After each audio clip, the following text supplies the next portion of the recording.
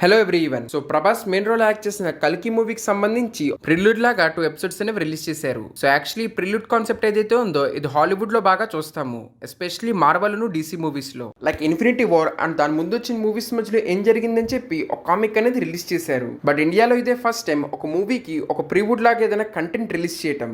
And వీళ్ళైతే ఏకంగా direct గా ఒక యానిమేటెడ్ సిరీస్ రిలీజ్ చేశారు యాజ్ అ ప్రీవుడ్ లాగా. సో ఈ వీడియోలో నేను 2 ఎపిసోడ్స్ మీద ఫస్ట్ నా రివ్యూ చెప్తా, దాన్ని ఎక్స్ప్లెయిన్ చేస్తా అండ్ లాస్ట్ లో వాటిని బ్రేక్ డౌన్ చేస్తా డీటెయిల్ గా. సో అందుకే ఎపిసోడ్స్ కి సంబంధించి అన్ని విషయాలు తెలుసుకోవాలంటే ఈ వీడియోని కంప్లీట్ గా చూడండి. అండ్ ఇలాంటి ఇంట్రెస్టింగ్ కంటెంట్ కోసం మీ ఛానల్ ని సబ్స్క్రైబ్ చేసుకోండి. ఇంకా without wasting more time let's go.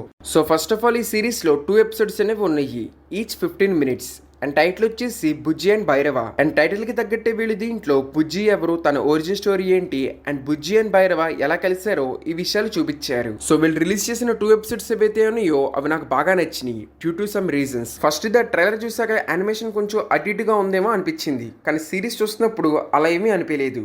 2 episodes లో కూడా యానిమేషన్ చాలా బాగుంది, ఒక కొత్త స్టైల్ వెళ్ళే అనిపించింది చూసేటప్పుడు. నెక్స్ట్ వచ్చేసి ప్రభాస్ అండ్ బుజ్జి, వీళ్ళిద్దరు కాంబో అయితే అదిరిపోయింది. సో చాలా మంది అంటా ఉంటారు ఎస్పెషలీ నార్త్ లో దట్ బాహుబలి తర్వాత ప్రభాస్ కి అలా స్టైల్ గా ఉండి కూల్ గా డైలాగ్స్ చెప్పే రోల్ ఇది పడలేదని. So this would be that role, because తన క్యారెక్టర్ అనేది చాలా స్టైల్ గా కూల్ గా వన్ లైనర్ పనిచేసేస్తా మంచి కామెడీ జనరేట్ చేస్తా చాలా బాగుంది. ఇంకా సరిగ్గా చెప్పాలంటే మిర్చి ఆర్ డార్లింగ్ లో ఒక వైబ్ లో చెప్తాడు చూడండి డైలాగ్స్, ఆ వైబ్ అనేది ఈ సిరీస్ చూస్తున్నప్పుడు వచ్చింది డబ్బింగ్ లో. అండ్ ఇంకోవైపు అలాగే బుజ్జి క్యారెక్టర్ ను డబ్బింగ్ కూడా అదిరిపోయింది. ఎస్పెషల్లీ అసలు వీళ్ళిద్దరి మధ్యలో బ్యాంటర్ గానీ కెమిస్ట్రీ గానీ చూడడానికి చాలా బాగుంది. In fact Bujji and Bhairava tales అని చెప్పి ఏదైనా ఒక యానిమేటెడ్ సిరీస్ రిలీజ్ చేసిన in which movie story connection లేకుండా ఓన్లీ వీళ్ళిద్దరు చేసిన అడ్వెంచర్స్ చూపించిన ఐ వుడ్ వాచ్, బికాస్ వీళ్ళిద్దరి మధ్యలో ఆ బ్యాంటర్ అనేది నాకు అంత బాగా నచ్చింది. అండ్ అలాగే థర్డ్ వరల్డ్ బిల్డింగ్, అంటే మనకు చాలా ఇన్ఫర్మేషన్ అనేది ఈజీగా ఈ 2 ఎపిసోడ్స్ లో ఇచ్చేసారు.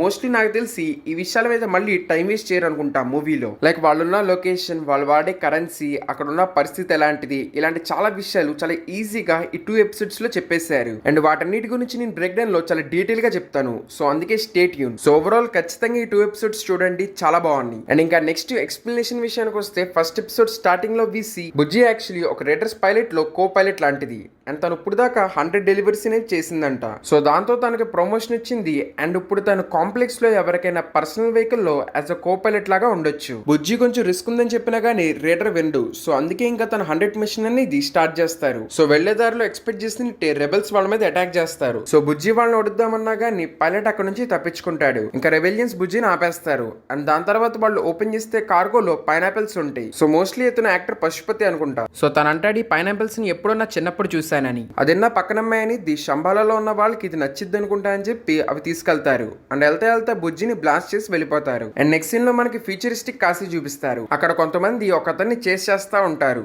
సో అతను తప్పించుకుని బార్ లోకి వచ్చి హెల్ప్ అడుగుతాడు. అక్కడే ఉన్న భైరవ అంటాడు తెలుగు మాటలో నాకు నచ్చని పదమే హెల్ప్ అని. ఇంకా అయితే సరే నన్ను కాపాడితే 500 యూనిట్స్ ఇస్తానని చెప్పి భైరవతో చెప్తాడు. సో యూనిట్స్ వచ్చేసి అక్కడ కరెన్సీ, కానీ భైరవ ఒప్పుకోడు. ఇంకా సరే అతను 1000 యూనిట్స్ ఇస్తానని చెప్పంగానే భైరవ తనకి హెల్ప్ చేస్తాడు. కానీ కామెడీగా తర్వాత ఏం తెలిసిందంటే యాక్చువల్లీ తన వర్త్ వచ్చేసి 20,000 యూనిట్స్ అండ్ తన భైరవ 1000 యూనిట్స్ కి వదిలేశాడు. అండ్ పబ్ లో డామేజ్ కి 3000 యూనిట్స్ అడుగుతారు, కానీ భైరవ అక్కడ నుంచి తెలివిగా తప్పించుకుంటాడు. అండ్ దెన్ వీసి భైరవ అక్కడ ఉన్న ఒక వెహికల్ దగ్గరికి వెళ్ళి దాన్ని చూస్తాడు. అది వచ్చేసి JK-26 అండ్ దాని కాస్ట్ వచ్చేసి 50,000 యూనిట్స్. సో బౌంటీస్ అవి చేసి మనీ కలెక్ట్ చేసి ఆ బండి కొనాలనేది భైరవ అంబిషన్. అండ్ అది తీసుకుని కాంప్లెక్స్ వెళ్ళాలంట. సో అసలు కాంప్లెక్స్ ఏంటో మీకు నెక్స్ట్ బ్రేక్ డౌన్ లో చెప్తాను. ఇంకా సరే అని తన ఇంటికి వెళ్తాడు. అండ్ అక్కడ చూస్తే తన ఇంటి డోర్ అనేది లాక్ చేసి ఉంటది. సో అందుకే తను సీక్రెట్ గా లోపలికి వెళ్ళిపోతాడు. సో యాక్చువల్లీ ఆ ఇంటి ఓనర్ వచ్చేసి బ్రహ్మానందం గారు తను డబ్బులు ఇవ్వట్లేదని చెప్పి ఆ ఇంటి డోర్ అనేది లాక్ చేసాడు. ఇంకా తనతో మాట్లాడుతున్నప్పుడు భైరవకు ఒక మెసేజ్ వచ్చింది దట్ ఒకళ్ళని పట్టుకోవాలి అండ్ తన మీద బౌంటీ వచ్చేసి 50,000 యూనిట్స్. సో అందుకే ఇంకా భైరవ తను పట్టుకోవడానికి బయలుదేరతాడు. బట్ కామెడీగా తన దగ్గర వెహికల్ ఉండదు కాబట్టి ఒక ముస్లిం దగ్గర తన రిక్షా అనేది తీసుకుంటాడు. అండ్ ఆ బండిని భైరవ పోనిస్తే స్టీరింగ్ తప్ప ఇంకేం మిగలలేదు. అండ్ ఇంకోవైపు బౌంటీ కూడా తప్పించుకుంటాడు. అండ్ ఇంకా ఇరిగిపోయిన వెహికల్ తీసుకెళ్లి స్క్రాప్ వాళ్ళకి ఇచ్చి మనీ ఎంతో అడుగుతాడు. వాళ్ళేమో ఫస్ట్ 300 అంటారు. భైరవ ఆర్గ్యూ చేస్తే ఇంకా 200 మార్చేస్తారు. అండ్ అక్కడ ఇంకో వాయిస్ వినపడుతుంది దట్ ఆ స్క్రాప్ తోనే ఇంకో వెహికల్ తయారు చేయొచ్చు అని. ఎవరా అని వెళ్ళి చూస్తే అక్కడ బుజ్జి ఉండిద్ది. తను చెప్పింది నువ్వు నాకు హెల్ప్ చేస్తే నేను నీకు హెల్ప్ చేస్తానని. అండ్ ఇంకా అలా వీళ్ళిద్దరు కలుస్తారు. అండ్ ఫస్ట్ ఎపిసోడ్ ఎండ్ అవుతుంది. ఇంకా నెక్స్ట్ ఎపిసోడ్ స్టార్టింగ్ లో ఆ స్క్రాప్ అంతా తీసుకొచ్చి వీళ్ళు ఒక వెహికల్ తయారు చేద్దామని స్టార్ట్ చేస్తారు. బట్ వీళ్ళ దగ్గర కొన్ని పార్ట్స్ ఉండవు కాబట్టి బయటికి వెళ్ళి వాటిని తీసుకొద్దామని బుజ్జి అండ్ భైరవ బయలుదేరతారు. సో కొనడానికి ఆ వస్తువులు కాస్ట్లీగా ఉన్నాయి కాబట్టి కొంతమంది దగ్గర వస్తువులను కొట్టేస్తారు. సో లాస్ట్ కి వీళ్ళకి ఒక కంట్రోలర్ కావాలి. అదేమో స్టాచ్యూ తయారు చేసే మెషిన్ లో ఉంది. సో అది తీసుకుందామని దాని దగ్గరికి వెళ్తే అక్కడే ఆల్రెడీ ఒక అతను దాన్ని తీసేసుకుంటాడు. అండ్ అతను కొడదామన్నా తనకేమీ తగలదు, బికాస్ అదొక హోలోగ్రామ్ కాబట్టి. తను అటాక్ చేయడానికి రైడర్స్ కూడా వస్తారు. ఇంకా అతను అక్కడ నుంచి తప్పించుకుంటాడు. ఇంకా సర్లేని వీళ్ళిద్దరు వెళ్ళి ఆ వెహికల్ ని తయారు చేయడం స్టార్ట్ చేస్తారు. సో అలా వీళ్ళిద్దరూ ఆ వెహికల్ ని తయారు చేసేస్తారు. ఇంకా వాళ్ళకి చాలే రేపు చూద్దామని చెప్పి బుజ్జి భైరవతో అని పడుకుంటాడు. ఇంకోవైపు బుజ్జి వెహికల్ తయారవగానే అక్కడ నుంచి తప్పించుకుని మళ్ళీ కాంప్లెక్స్ లోకి వెళ్దాం అనుకునిద్ది. అక్కడికి వెళ్తే రైడర్స్ ఏమో తను ఆపేస్తారు లోపలికి రానికుండా. బుజ్జి చెప్పిద్ది దట్ నేను 100 మిషన్స్ చేసా అని ఇప్పుడు నాకు ప్రమోషన్ వచ్చిందని. కానీ అయినా రైడర్స్ అక్కడ నుంచి వెళ్ళిపోమంటారు. అండ్ సడన్ గా బుజ్జిని మళ్ళీ ఎవరో వెనక్కి లాగుతారు. సో యాక్చువల్లీ భైరవ బుజ్జిలో ఒక కంట్రోల్ డివైస్ అనేది పెట్టాడు. దాంతో బుజ్జిని భైరవ కంట్రోల్ చేయగలడు ఎక్కడికి వెళ్ళినా గానీ. సో అందుకే బుజ్జి అంత ట్రై చేసినా గానీ భైరవ చేతుల నుంచి తను వెళ్ళలేదు. అండ్ అప్పుడే తనకు తెలిసిద్ది ఇంకో బౌంటీ వచ్చింది.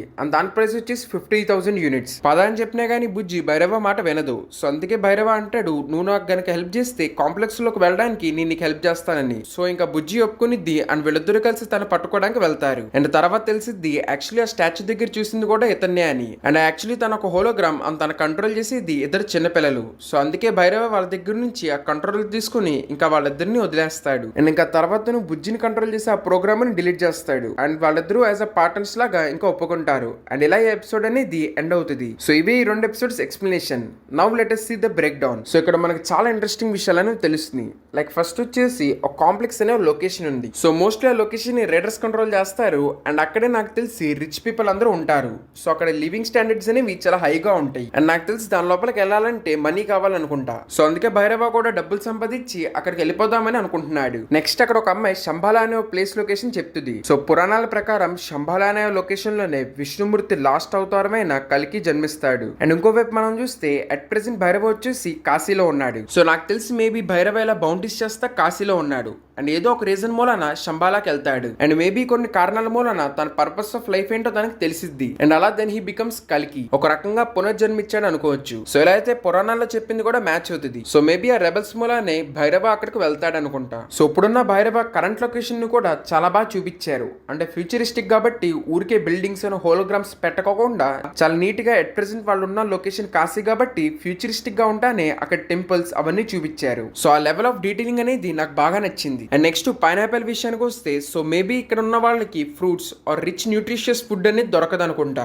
ఓన్లీ కాంప్లెక్స్ లో ఉన్న రిచ్ పీపుల్ కి ఆ విషయాలు అనేవి దొరుకుతాయి అనుకుంటా. అండ్ ఆబ్వియస్లీ దీని రీజన్ అక్కడ ఉన్న ల్యాండ్ అంతా పాడైపోయింది కాబట్టి ఆ క్రాప్స్ ఆర్ ఫుడ్ గ్రో చేయడానికి కరెక్ట్ అయిన లొకేషన్ లేదు. సో అందుకే ఫ్రూట్స్ ఆర్ వస్తువులన్నీ చాలా రేర్ అండ్ కాస్ట్లీ అయిపోయింది. సో అందుకే రిచ్ పీపుల్ వాటిని అఫోర్డ్ చేయగలరు. అండ్ ఇంకోవైపు రెబెలియన్స్ వాటిని దొంగలిచ్చి అక్కడ ఉన్న వాళ్ళకి పంచుతారు అనుకుంటా. అండ్ అలాగే ఇంకోవైపు చూస్తే చాలా మంది అక్కడ ఆక్సిజన్ మాస్క్ వేసుకుంటున్నారు. లైక్ బ్రహ్మానందం గారు పడుకున్నప్పుడు కానీ అక్కడ ఒక అతను రిక్షా తోలుతున్నప్పుడు కానీ ఇలా కొంతమంది వాడుతున్నారు. సో ఆబ్వియస్లీ దీని రీజన్ పొల్యూషనే. కానీ భైరవాను కొంతమంది వేసుకోవట్లేదు. సో మేబీ వీళ్ళ జీన్స్ ఆ పొల్యూషన్ కి అలవాటు పడిపోయింది. అండ్ ఇంకా కొంతమంది అవన్ వాళ్ళు ఆ ఆక్సిజన్ మాస్క్ వాడుతున్నారు అనుకుంటా అప్పుడప్పుడు. అండ్ నేను ఎవ్రీ ఫ్యూచరిస్టిక్ మూవీకి వెళ్ళేనే దీంట్లో కూడా మనం 3D హోలోగ్రామ్స్ అవన్నీ చూస్తాము. సో యా వీళ్ళ కరెన్సీ వచ్చేసి యూనిట్స్. అండ్ దాని వాళ్ళు ఎక్కడ ఫిజికల్ గా యూజ్ చేయట్లేదు. జస్ట్ ఆ బ్యాండ్ తోనే వాళ్ళు యూనిట్స్ అనేవి ట్రాన్సాక్షన్ చేస్తున్నారు. అండ్ అలాగే ఆ బ్యాండ్ లోనే భైరవాకి ఆ బౌంటీస్ అవన్నీ కూడా వస్తున్నాయి. అండ్ అలాగే మనం ఇంకెవరి దగ్గర ఫోన్ కూడా చూడలేదు.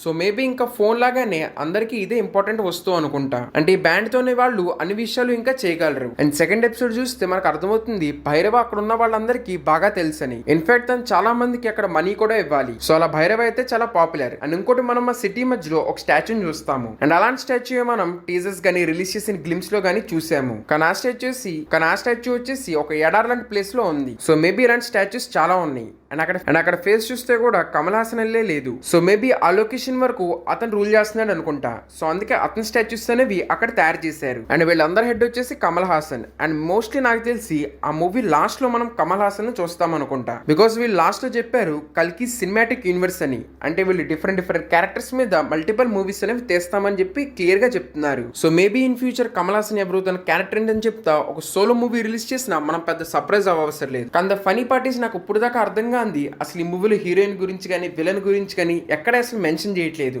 జస్ట్ ఎంతసేపు బుజ్జి అండ్ భైరవ. సో మేబీ మనకి ఆ క్యారెక్టర్స్ గురించి చెప్పకోకుండా డైరెక్ట్ గా సర్ప్రైజ్ ఇద్దామని అలా ప్లాన్ చేస్తున్నారు అనుకుంటా. సో యా ఇంకా ఇదే ఈ 2 ఎపిసోడ్స్ సంబంధించిన అన్ని విషయాలు.